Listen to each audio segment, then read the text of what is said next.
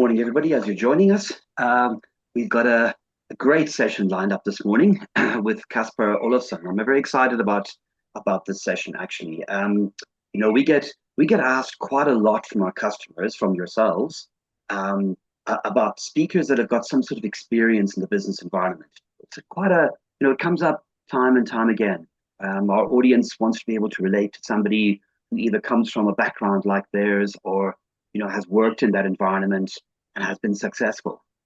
So we do get asked for that. At the same time, we often get asked for speakers that can be interactive with the audience. And what often we don't really always know what that looks like, and how do we get speakers that are engaging, and how does it go? But Casper has really sort of taken to that. So he was, just to give you a little bit of background about Casper, I'm sure a lot of you have already researched him and looked in to see what he's all about. But he was, less known fact, one of the founding members of Capitec. And so, to the earlier point, has got a deep understanding of the financial services world. And you can imagine someone like that thinks really strategically, which is so important in the environment that we work with. So he will work with speakers or with talent like Ofense. Ofense is one of the first African female conductors, orchestra conductors. So he will work with someone like Ofense with an orchestra to demonstrate what he's passionate about. In terms of his mindful leadership. He'll also use, and we've seen them earlier at our showcase and on one of the earlier sessions. He'll work with Renius and Alex, who are arguably one of the best trackers and leopard trackers and animal trackers in the bush in the world. They are very skilled in what they do, and he takes these kind of nuances and unpacks it in an interactive fashion with audiences not just in South Africa but globally, all around the world, working with a lot of big multinational companies. So he is really a classic example in our Ignite of, we've got this whole fuel, ignite, accelerate, and ignite is, how do we ignite the audiences on the day? How do we really fire them up? How do we really get them engaged and get them going? And in a nutshell, I would say that Casper just helps people make sense. And I was going to say of the uncertainty in the world, but he's reminded me that we've kind of moved away from the uncertainty to literally the unknown. In a world where things were predictable, even if they weren't predictable, there was some predictability, there was scenario play, there was a lot of things we could do. We've moved into an environment that he's experienced, and he works with a lot of companies at a strategic level, trying to really help people. And yeah, in his words, we've moved to almost an environment of the unknown. But there are basic principles that we can teach people to be able to navigate, even if it is unknown. So, Casper, it's early on a Monday morning for most of us, but we are really looking forward to hearing more about you. Over to you.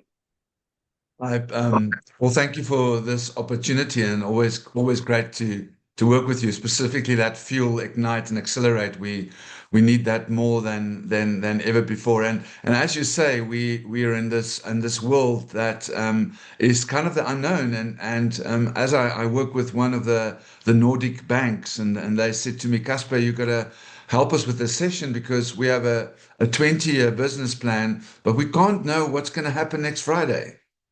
20-year business plan, and we can't know what's going to happen next Friday. So I hope in these 15 minutes that we have a conversation, I just want to share with you maybe some of the context of this world that we have moved in. We've moved away from a world that was uncertain, and uncertain means I don't know. And let's get all the experts in and we analyze it, and then we'll figure it out, because don't know is just a matter of we don't have all the information yet. We've moved from that world into a world of almost we can't know and the unknown. It's almost the unthinkable that we've moved in, and this world that's the unthinkable. We are challenged as Homo sapiens. We're challenged as human beings, and I love working with Renias and Alex, because they are master trackers. And when we track a leopard, Arrhenius would classically say that we don't know where the leopard is. We can't know, in fact, where the leopard is, but we still need to know how to get there. And he will say then with a smile, I don't know where it is, but I know how to get there. And that's the kind of the world. We don't know where banking is going to be 5 years from now, but gosh, we need to know how to get there. And then with Ofense, which is fantastic because once you've decided to get there, you're most probably going to do it with a team. You're going to do it with a group of people. And that's where we can learn from conductors like Ofense. I mean, how do you get this brilliant group of individuals in a typical orchestra or in a jazz band to perform? Well, you need a specific form of leadership. So in this 10 minutes, I'm just going to share with you shortly what is this world and what do we need in this world to navigate it? Because we are in a world that's really challenging. However, this world sits with so many opportunities. So many opportunities. And at the same time, my MBA might be my biggest hurdle at the moment. I work with the university where we're designing a product, how to unlearn your MBA in the next 3 months. We almost have to unlearn some of the skills because the skills we need in today's world is very different. And I'm going to share with you some slides and let's explore that.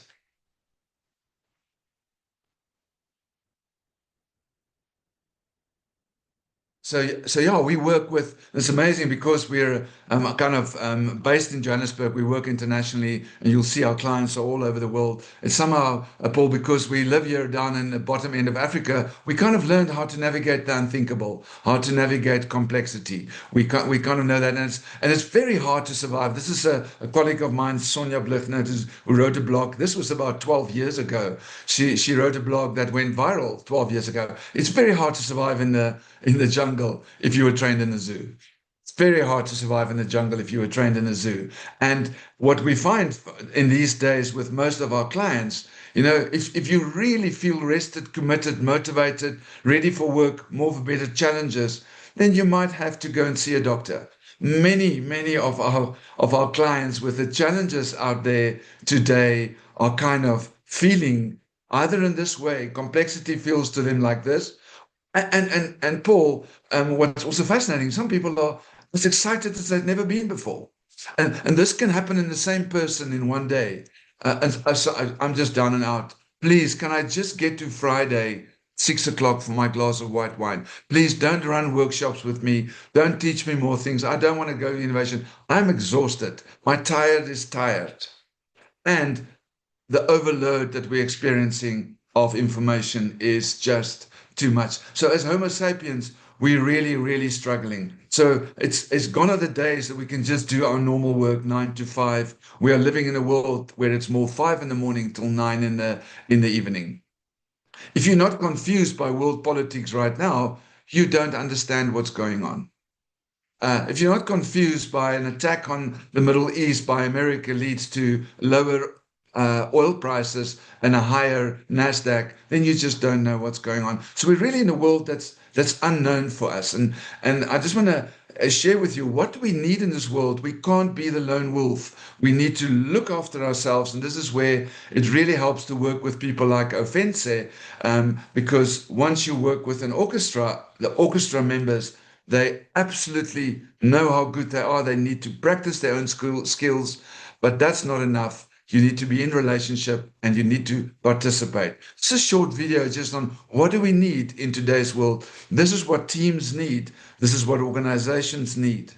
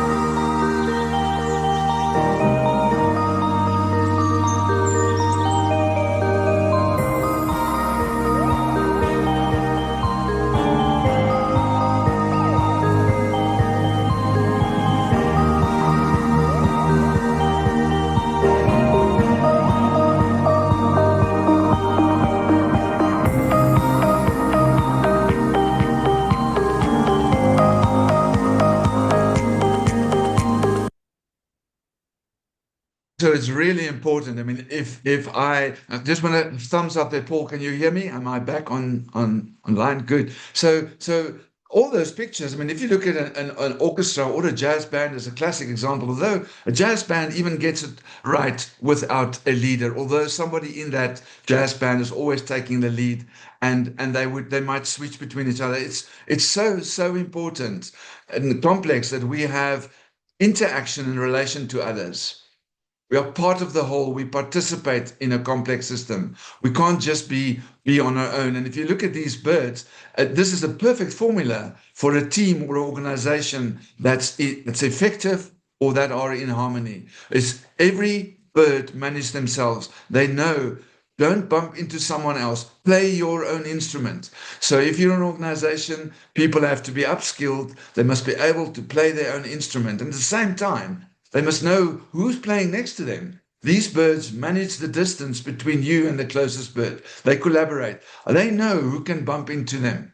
It's just they know that. And it's very important for a team in today's world where people know each other well. It's really the time of relationships. And then it doesn't matter if you agree with the strategy, just participate.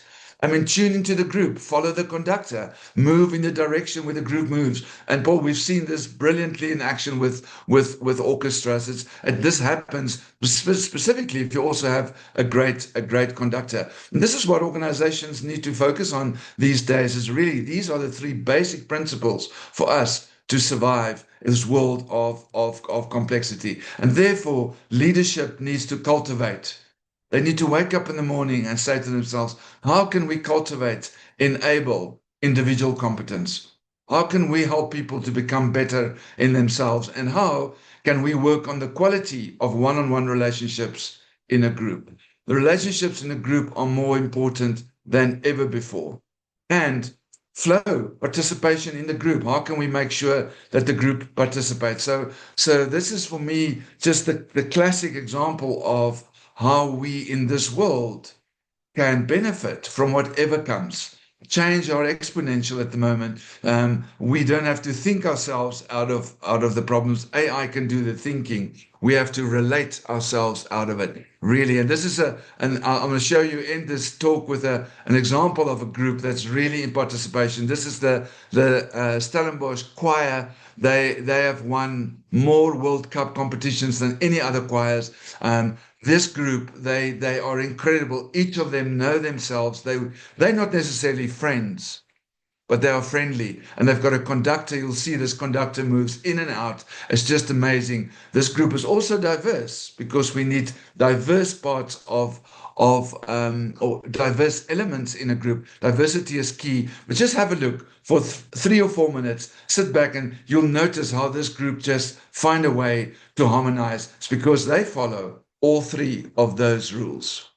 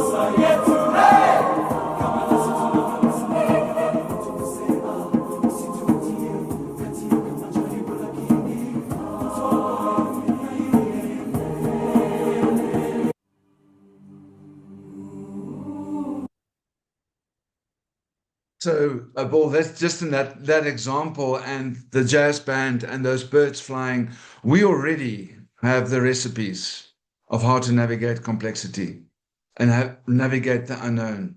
We already have it. We have it in great arts performances of example of choirs and orchestras and jazz bands. We have it when master trackers like Renias and Alex operate in the bush and they follow some of the basic principles. It's not the time of the lone wolf.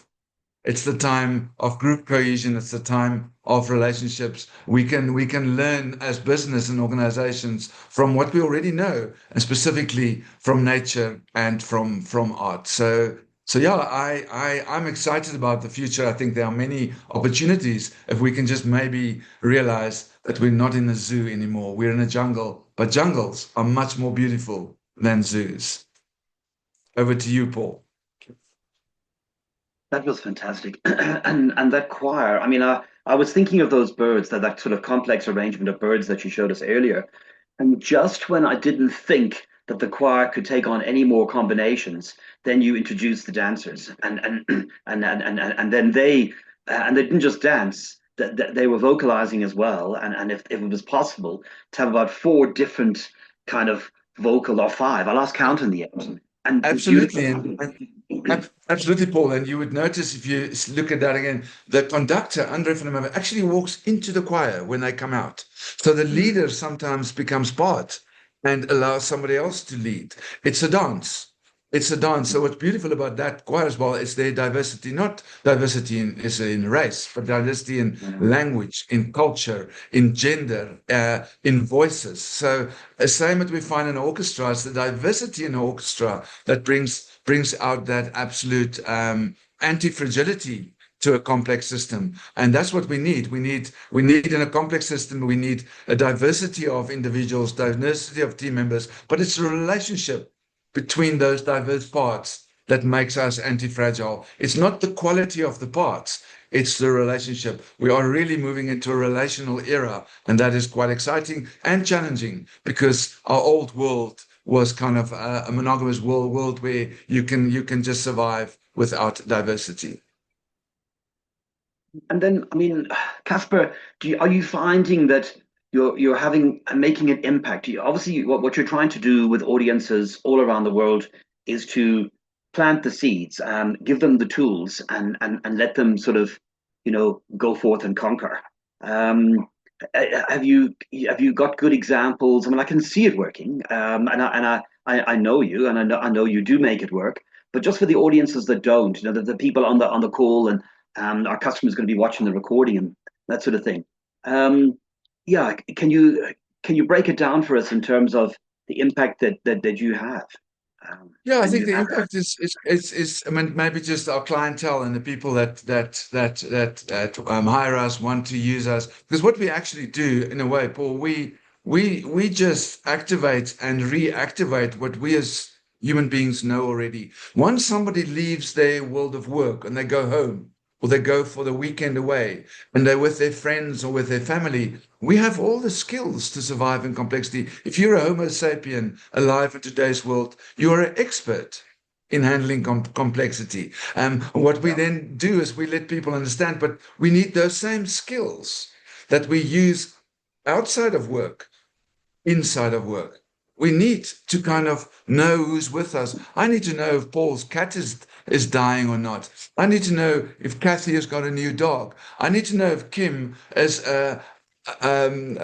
mother might be ill. We need to be far more relational. And once we share that with people, they almost wake up and they realize, oh my goodness, I'm not working in a factory necessarily. I'm not working in AI. We are humans. We're not robots, and we can relate. And then what really, really happens in group, people just start to have more real conversations. They start to connect beyond their silos, because we know that a horizontal connection and a vertical connection is not either or. We need both. And yes, in a way we help people to have the right conversations. And the conversations lead to connections, and connections lead to absolute interaction and to anti-fragility. And then doesn't matter what happens with our clients, whatever challenge comes to a system that's had conversations with each other, we're ready. We can handle it. So yeah. So in a way, Paul, people are often just amazed and say, okay, we're paying you to help us understand something we already know. Yes, we do. As Homo sapiens, we have to go back and to realize that we're a tribe, we're a group. It's gone is the time of the lone wolf. And then a big part of our work is to help people understand what is this context of complexity. What does complexity mean? How is it different than complicated or simple? Because we are in a very different context. We just don't understand it. Okay, I got you. And I mean, already in this session alone, you've given us some tools about, the first thing is to know yourself and be a little bit more introspective, because otherwise, how are you able to sort of share with other people? If you keep everything to yourself. So I guess it starts from there. I just Casper, Clive had a question as well. He's talking about you you talk a lot about mindful leadership. How would you explain mindful leadership in your experience, or what have you found to be challenges that some leaders are kind of having today? So maybe, because I mean, it's a good question, particularly for you, because mindful leadership is close to. Right. So it would be lovely to unpack that a bit. I think mindfulness is an important, applied mindfulness is an important part here of our challenge today. Is our brain is designed, absolutely designed to be distracted. So we have to understand that the nature of the brain, the thinking brain, is to be distracted. I either resent the past or I worry about the future. That's just how we survived as Homo sapiens. So I take my learnings of the past and I anticipate the future and I use it in this moment. Anticipating the future is becoming quite a challenge because the future is unpredictable, unknown. It's actually unthinkable. Now, what our brain does, it goes into worry, it goes into anxiety about the future, and that's not very helpful. Well, we like to use the explanation as plan. If you have a plan today or a strategy document, don't laminate it. A plan and a strategy document is not really going to help you because we can't know what's going to happen. Although planning and strategizing has never been more important. And planning happens in the moment. And mindfulness is the skill to catch the distractions about the worry of the future and say, rather than us worrying about next December, how about coming back to this moment and planning for it? So mindfulness is the ability to bring our brain or our thinking just back to this moment. Because in this moment, we are powerful. In this moment, we're not necessarily in our fight, flight, and freeze. In this moment, our EQ and our IQ is definitely up. We know it from research. We are more clever in this moment than when we worry about the next moment. When we worry and about the future, our EQ and IQ goes down because our adrenaline and cortisol goes up. So we don't want to be tall 5-year-olds when we design a strategy. We want to be in that. And mindfulness is just a wonderful ability to bring us back. It's a skill, it's not an attitude, and it needs practice. So how we use mindfulness is we ask our clients to practice that because it increases our quality of being and our quality of thinking. Mm. So more in the moment. Clive, you're nodding. So are you getting the the concept behind it? So instead of always being focused on, well, in 6 months' time we're meant to be here, and here's where we are right now. I mean, so it's more about just pulling together what are the challenges today. They obviously have to relate to a certain plan, a certain strategy, I guess. Right? Overall, like you say, we're trying to find the leopard. So the Exactly. yeah. So But just our approach. it's the regular planning, it's the conversationing. We're on the age of ing. It's relationship ping. You never tick the box of relationship. You never tick the box of strategy. It's never done. It used to be done, but now it's strategizing. And mindfulness helps us to come back. Okay, what is happening right here, right now in our context, so that we know. When I track with Renius and Alice, it's amazing. They still know the leopard is maybe 3 kilometers away, but they're right in the moment. Because if you're not in the moment, you might step on a snake, you might get bowled over by a rhino. So you have to be absolutely here to pick up the alarm calls, all the beautiful signs that tell you whether you are on track or not. And that's where mindfulness and tracking is such a lovely combination. Because if you're not mindful in the Kruger Park tracking a leopard, you are food. You're going to be food. So we have to be both. You have to be mindful about where I am, and you have to be absolutely focused and a vision on where I want to go. So it's a dance between the two. It's not either or. And mindfulness really helps us, that skill to be in the moment. Mm.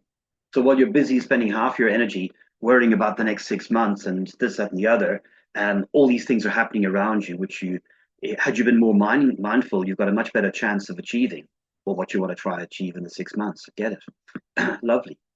Casper, maybe sort of closing question for me. And Suzanne, by the way, thank you very much for all the notes that you sent, the summaries and everything.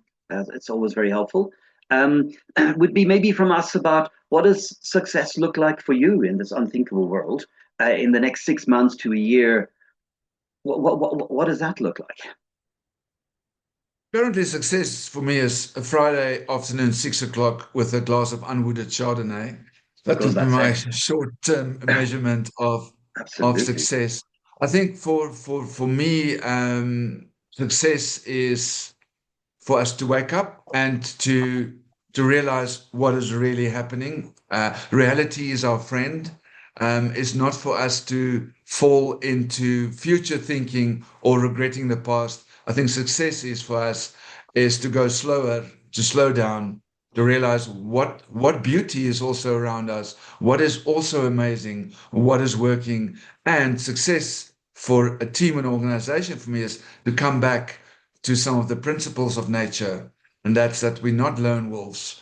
We are an incredible pack of animals as human sapiens. We need ourselves, we need each other, and we need the group. And that for me would be a sign of success, whether we tick the box or not. But if we can thrive as a tribe or as a species, I think that would be wonderful. And yeah, so that relationships, successful relationships, for me is the indicator of success. Yes, or successful relationship-ing, which is going to be my new phrase for the rest of this year. Casper, thanks to you and to all our amazing speakers out there for what you do in these crazy times, as you put it. Well, over to you, Kathy. Thanks very much, Casper. That was really insightful. I think when you compare to Alex and Ranius or Fense, it just shows that it doesn't matter which field or where you are, there's always the same kind of, focus that you have to have. And it's really about baby steps, I think. And then you've got that bigger picture in 6 months or a year or whatever the case is, but you just have to take one step at a time and then get to that final goal. So I think that was very informative. Thank you so much. Next week, we will be joining Mandisa Mfeke, and she will be on at 9 o'clock. And if everybody can join us then. And thank you very much for everybody who joined us today.